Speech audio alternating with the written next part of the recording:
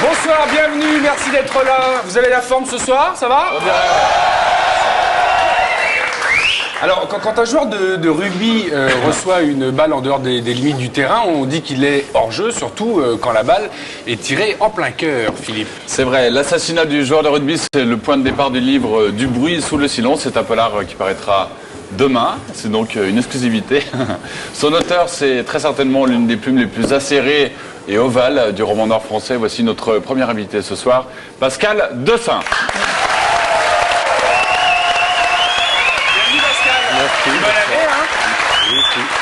Et pour entrer encore plus à fond dans notre propos, là, l'intérêt croissant pour le rugby en France, nous recevrons tout à l'heure Thomas Lombard, Philou. Il est rugbyman et c'est le fameux ailier du Stade français. Il nous rejoindra donc après le zapping. Et il nous dira par exemple comment on vit ce sport de l'intérieur en se faisant arracher les oreilles dans les mêlées. Vous avez essayé, vous avez un peu joué au rugby? Non, du tout. Pourquoi? Ben, c'était pas ma culture. Moi, je suis un homme du Nord qui s'est installé à Toulouse il y a 14 ans. Et j'ai eu envie de rendre hommage à ce sport à travers un polar. Et étant toulousain, ça s'imposait, le sujet. Et c'est surtout parce que j'ai des amis rugbymen qui m'ont longtemps agacé d'une certaine façon, parce qu'on faisait à notre façon des troisièmes mi-temps. Et quel que soit le sujet qu'on abordait, la politique, tout en général, il ramenait toujours tout au rugby. La vie c'est le rugby c'est la vie, et chacun... Il reprend une bière en même temps, hein, quand même. Oui, un peu de vin aussi, mais chacun à notre façon on joue au rugby. C'était leur philosophie, et j'ai eu envie de creuser un petit peu plus cette idée. Alors pour que ce livre, on va en parler bien sûr, voit le jour, il vous a fallu à peu près 2 années de préparation. Pour quelle raison? Parce que vous n'y connaissiez rien en rugby et que vous vouliez être au courant de tout ce qui se passait avant d'écrire ce bouquin? Mais j'étais profane. Il est vrai que j'avais une curiosité. Je me demandais comment ça fonctionnait. C'était bon, pour le lecteur, j'allais dire. Pour le spectateur, c'est vrai qu'on a le sentiment souvent d'une grande confusion. Hein. Et en fait, c'est un sport extrêmement subtil, où il y a une vraie magie à l'intérieur.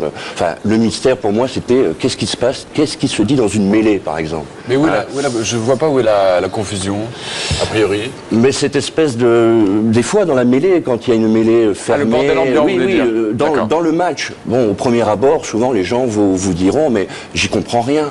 Et moi, j'imaginais que c'était quand même plus subtil que cela. Et donc, il y a eu cette envie d'aller savoir comment ça fonctionnait. Est-ce que c'était aussi confus qu'il y paraissait? Et en fait, c'est un sport qui est excessivement subtil, qui a ses règles, des règles précises. Et ce plaisir ça a été un plaisir de découverte, parce qu'au fur et à mesure que j'enquêtais, que mon commissaire de police, qui est un ignare en la matière, Elie Verland, enquêtait, moi aussi avec lui, j'apprenais les règles, et donc j'essayais d'une manière un peu simple de livrer mes étonnements, mes émotions, et donc c'est un peu comme ça que ça s'est construit. D'accord. Le rugby est à la mode, le polar, ça fonctionne bien, le vôtre fonctionne très bien. Du bruit sous le silence s'ouvre sur l'assassinat de Maurice Tamborero. Alors on ne peut pas s'empêcher de penser un peu à des noms qui sonnent comme Cambert-Abéro, etc. D'une certaine façon, oui. C'est un demi de mêlée du Racing toulousain, vous n'allez pas vous gêner, c'est chez vous. Et c'est un dieu du stade qui se prend donc une balle en plein cœur, et là ça rigole moins. Donc qui a été donc raconté en alternance par les 2 flics qui la mènent. Il s'agit d'Élie et Benoît. C'est un procédé que vous aviez déjà utilisé dans un précédent bouquin. Oui. Dans Bouche d'ombre. C'est ça, dans Bouche d'ombre. Il vous permet en fait, de changer l'éclairage psychologique au gré des pages. Ben moi, ça me permet... Enfin, je pense on a beau regarder tous les choses ensemble, parfois, on les voit tous aussi d'une manière différente. Et c'est un plaisir que j'ai alors de mettre en scène des personnages qui ont des points de vue différents sur les choses. Alors là, ça s'imposait par le sujet, pour essayer de faire découvrir ce sport que j'admire et que j'adore aujourd'hui. Je voulais essayer de le faire comprendre, et donc j'ai mis en scène un lieutenant de police Davis, qui est un ancien rugbyman du Sud-Ouest, et puis un commissaire de Dunkerque, Elie Verland, qui lui est parachuté sans savoir de quoi il retourne et sans vraiment connaître ce que c'est que le rugby. Et donc à partir de là, il y a deux éclairages différents. Ouais, deux visions différentes, voilà, et on avance comme cela. En tout cas, votre livre donne vraiment envie de s'intéresser furieusement au rugby. L'un de vos personnages dit que c'est un sport d'une subtilité inouïe. Un autre dit que c'est plus qu'un sport, c'est une culture. Est-ce qu'il y a toujours, au moins dans certaines régions, cette opposition, il y a toujours cette opposition rugby-football, selon vous, et qu'est-ce qui fait la force du rugby, par exemple? Le rugby, c'est un état d'âme, enfin, c'est une solidarité, ouais. C'est des valeurs très fortes. Moi, ce que j'aime quand je regarde un match de foot, ce qui m'émeut, par exemple, c'est que lorsque un joueur plante un essai... un match de rugby, vous avez fait un lapsus. Rugby, oui, j'ai fait un lapsus. Quand un joueur marque un essai, il n'y a jamais une espèce d'allégresse. Il y a une grande dignité, à la fois dans la victoire et dans la défaite. Oui, mais on a le sens de l'humilité. En même temps, quand le joueur de foot de haut niveau marque un but, il vient de gagner 1 million de francs aussi. Donc c'est plus content que le joueur de rugby qui, lui, moi, je pense qu'une équipe de rugby constitue un groupe de sportifs, d'individualités beaucoup plus soudées. C'est le sentiment. Ils sont pas tous des bistrots, je suis sûr, mais... Ils n'ont pas tous 1 million de francs non plus, j'exagère. En tout cas, c'est le sentiment que j'ai, qu'il y a une plus forte solidarité. Et puis, bon, cette image formidable lorsque vous voyez une équipe qui gagne et que vous voyez les perdants attendre ces joueurs à l'entrée des vestiaires pour les applaudir en une haie d'honneur. Je veux dire, il n'y a qu'au rugby qu'on voit ça, quoi. Et aussi, quand ils se touchent au rugby, ils se mettent de vraies avoines, si je puis dire, alors qu'au foot, on se roule facilement par terre. C'est aïe, aïe, aïe. Mais il y a quand même beaucoup d'anciens rugbymen qui ont des bars. C'était pas méchant, non? Non, c'est pas méchant, non, du tout, non, puis c'est salutaire. Alors, si on se trompe pas, aujourd'hui, vous en êtes à votre 7e roman. Il y a eu des romans noirs, on le disait, comme Bouche d'ombre, et des comédies noires comme À trop courber les chimnes. Visiblement, vous avez besoin d'alternance, et il y a des thèmes qui sont quand même récurrents dans tous ces bouquins. J'ai besoin d'alternance parce que j'ai une démarche purement polar, enfin roman noir avec Bouche d'ombre et Du bruit sous le silence. Je vais très loin dans ce que les gens, dans ce que mes personnages ont de noir en eux, et quelquefois ça me fait peur, notamment pour Bouche d'ombre. Et puis, lorsque j'ai écrit un livre comme celui-là, j'ai besoin de me détendre d'une certaine façon et d'aborder donc des sujets plus réjouissants ou en tout cas plus légers, même si j'en profite, et c'est pour ça que mes bouquins se situent dans le cadre du roman noir, pour aborder des questions de société très graves. Alors, situé dans le cadre du roman noir, et puis à l'exception de L'Épi Rennais, jeu de mots, Pi, Rennes, comme un renne, qui était une aventure du désormais célèbre Poulpe, la collection. L'action de tous vos livres se situe à Toulouse, où vous vivez. Et le truc, c'est qu'à un moment dans votre vie, vous avez suivi le rugby pour le journal Libération.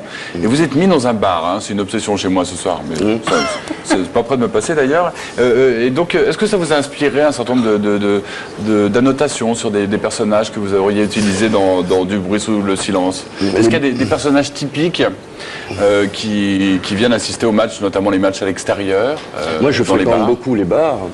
Les matchs de foot, les matchs de rugby, je vais les voir dans les bars. D'ailleurs, ce ne sont pas les mêmes bars.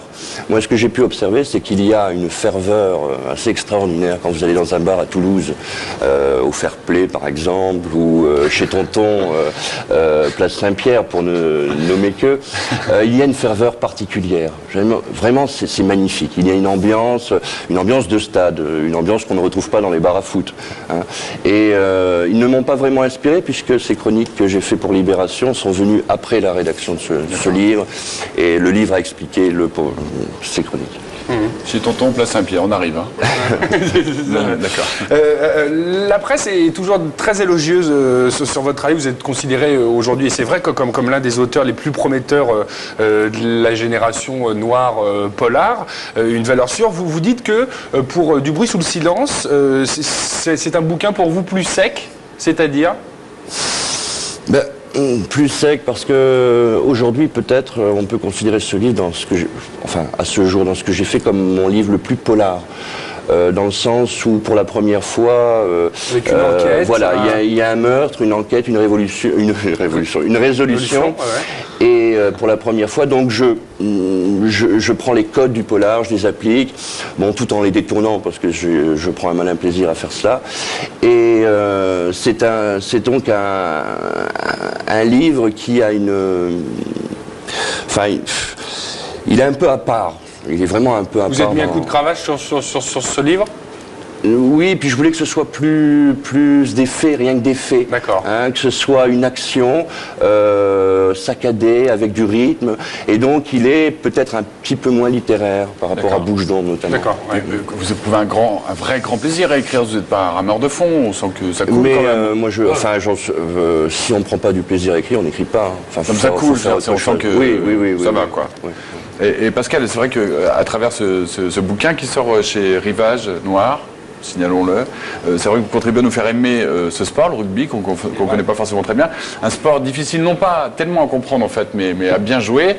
Ce ne sont pas les professionnels du football qui nous diront le contraire. Alors, pour l'émission de Canal Jour de rugby, les joueurs de l'Olympique de Marseille se sont essayés à la mêlée. On regarde le résultat. Allons-y, on en parle juste après. Qui joue pilier là? Déjà, faire première ligne, deuxième ligne, troisième ligne. Costaud ici, les petits piliers. Ici, sur le côté. Moi je suis le petit. Moi je suis le numéro 1. Comment tu te mets là? Baisse-toi, t'as quoi dans les... T'as une ceinture gipe? Oh, mes couilles. On a des piliers, je les ai pas, ils font 50 kilos les gars. C'est pour le journal du Hard. Écarte, Daniel. Justement, mais elles sont oui, c'est un peu joli. Pousse pas, Robert. Venez derrière, les gars. Moi, je me mets là. Voilà, impec. À l'intérieur du short, c'est ça? Allez, on introduit. Vas-y. Et où je le mets comme ça? Vas-y, pousse.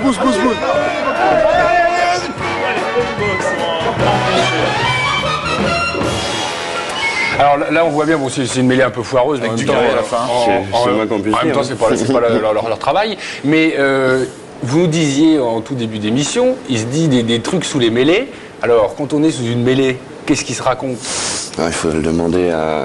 alors. Déjà, Thomas, tout à l'heure, déjà, il y a le demi de mêlée qui dirige la mêlée. Et puis, bon, il y a des directions, des orientations données à la mêlée en fonction du jeu. Oui, mais c'est pas ça, je veux dire. Les mecs, ils s'insultent en dessous, ils se mettent des... On le sait, on mord des oreilles, on se fait des fourchettes. Enfin, bon, ça sera comme ça, c'est ça? Très délicat. Très délicate. D'accord, ok.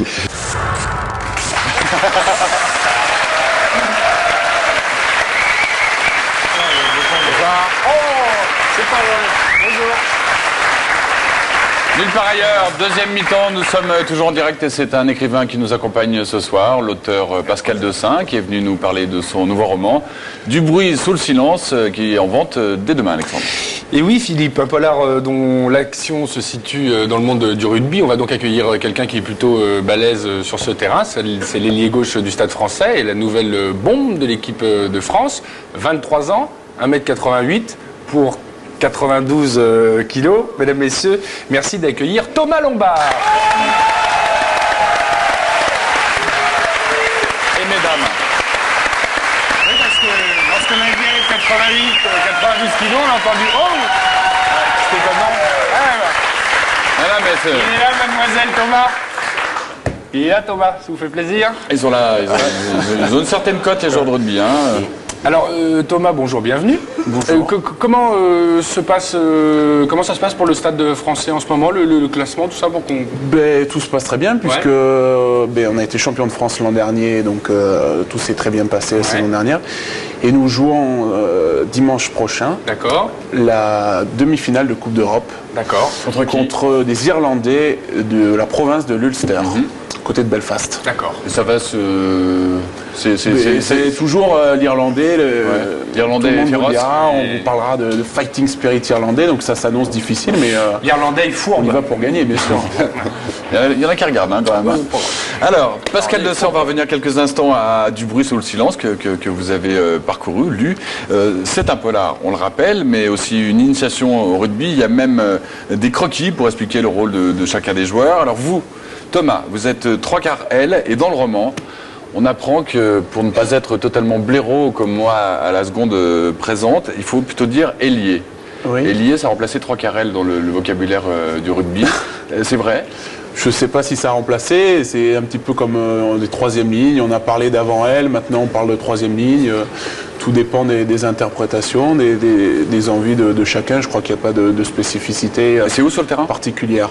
C'est sur l'aile. C'est sur l'aile? À l'avant? Exactement. Non mais je veux dire, vous balayez quel champ? Moi je joue à l'aile gauche. D'accord. Et voilà, donc, mais c'est pas complètement fermé, c'est-à-dire que je ne suis pas non plus cantonné sur mon aile, je peux me déplacer et c'est un poste aujourd'hui qui est très intéressant puisque on a de plus en plus de possibilités. Quand on joue à l'aile, on est un petit peu l'électron libre de l'attaque et on peut se balader un petit peu partout sur le terrain. D'ailleurs, Pascal écrit qu'un bon ailier, c'est dans les 11 secondes au 100 mètres, une sorte de magicien qui progresse tout en fluidité.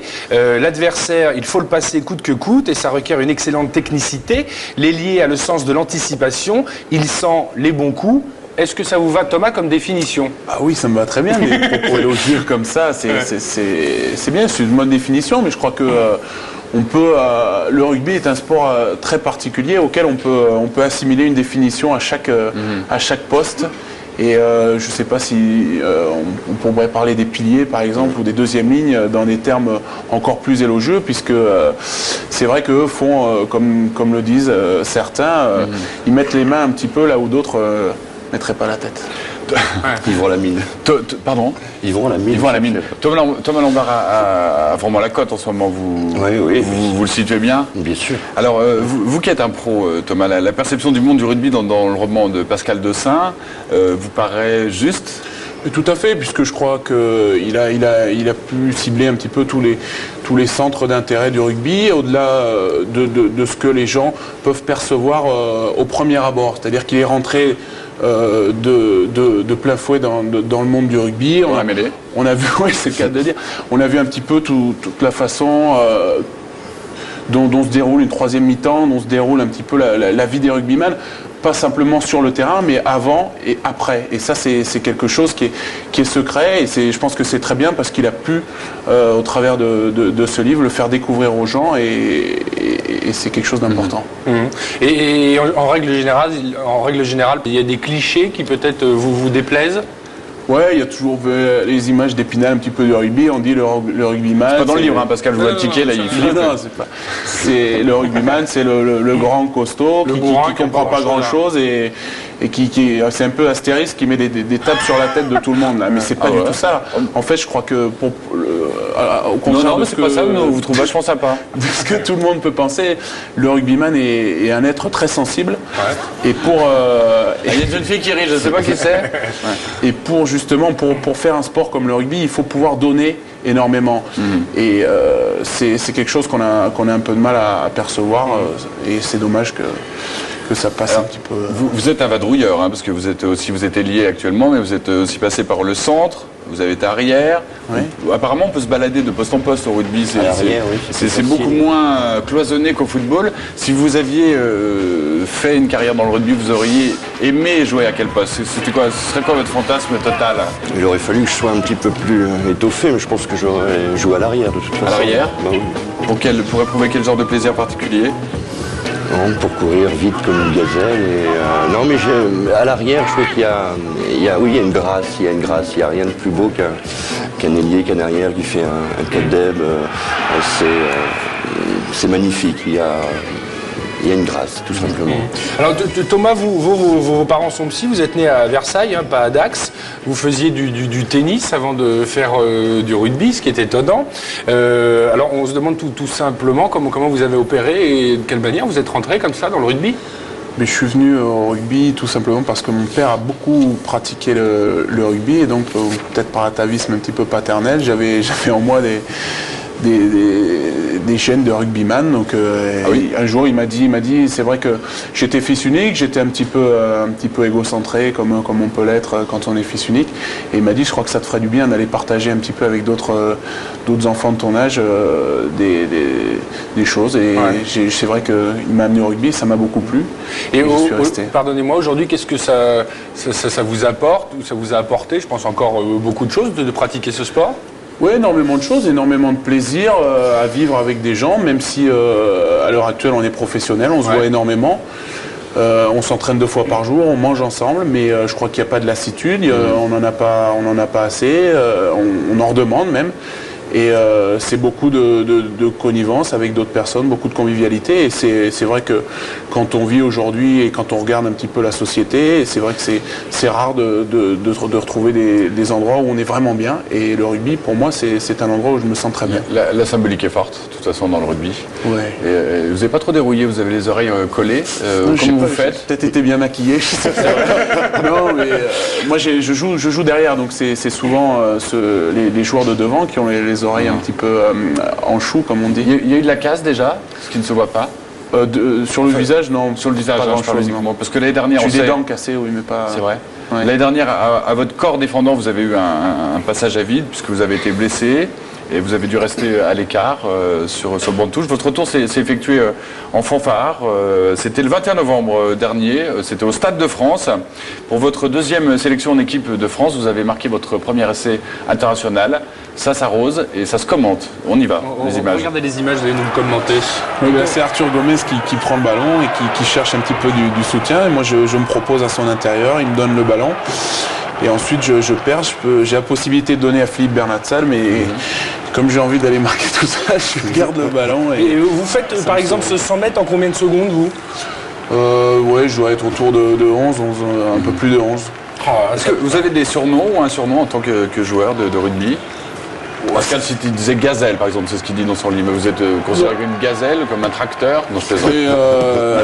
Je sais pas, je crois qu'il y a un petit peu. Moi, je suis aujourd'hui un peu dans le rugby un compromis de la gazelle et du tracteur, puisque je suis relativement grand et lourd par rapport au poste que j'occupe et par rapport aux idées qu'on a du rugby.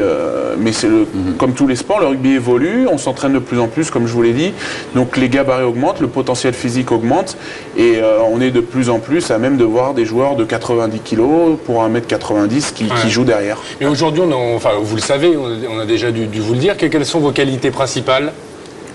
Des qualités sûrement de pénétration et puis de non, ça de va vitesse. pas, non. Voilà, ça y est, c'est parti. Il est 19h05 et ça déconne. Ça, on s'en doutait. Ça marche avec les fils, le rugby?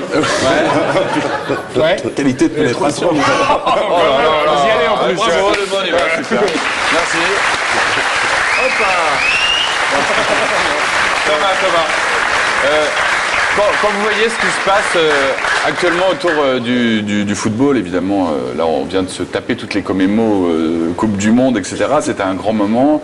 Est-ce que dans le rugby, on n'est pas, vous pouvez nous répondre aussi Pascal, un peu peut-être pas jaloux de ce succès ou du succès des joueurs transformés en superstars? Comment c'est vécu, même si le rugby aujourd'hui connaît une embellie certaine? Non, Vous aimeriez en croquer? Oui, bien sûr. Mais je crois que on a tout intérêt à se servir de ça un petit peu pour.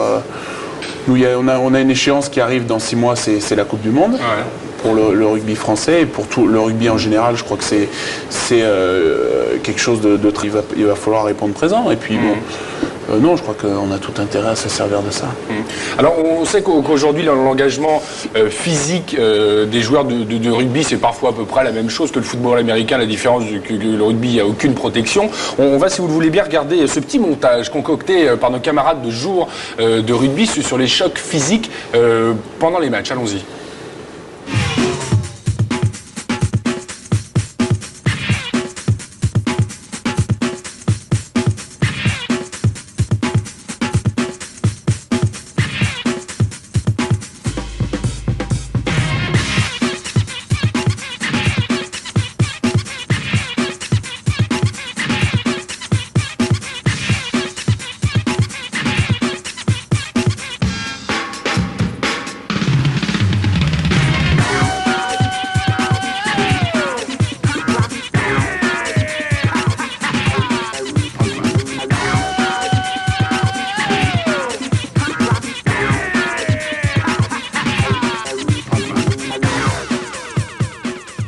C'est de rugby, ça rigole pas. Alors, on disait tout à l'heure, l'année dernière, Thomas, vous avez eu une blessure très embarrassante puisque c'était une rupture des ligaments du genou et vous êtes revenu. Vous avez eu peur de ne pas revenir à un moment C'était pas si grave que ça, peut-être? Non, mais c'est vrai qu'après une blessure, on a toujours un moment d'effondrement où on se dit que c'est la fin, et puis après on relativise forcément. Je ne suis pas le premier à qui c'est arrivé, je ne serai pas le dernier, donc non, on revient vite. Puis je crois que la médecine est très performante en matière de rééducation du genou, et ça c'est des choses qui se remettent très bien. Alors Pascal, tout va bien pour vous, puisqu'il y a votre premier roman, La vie n'est pas une punition, qui va être donc adapté pour le cinéma, et il y a également ce bouquin, donc Du bruit sous le silence. On vous remercie beaucoup, on vous applaudit, merci beaucoup.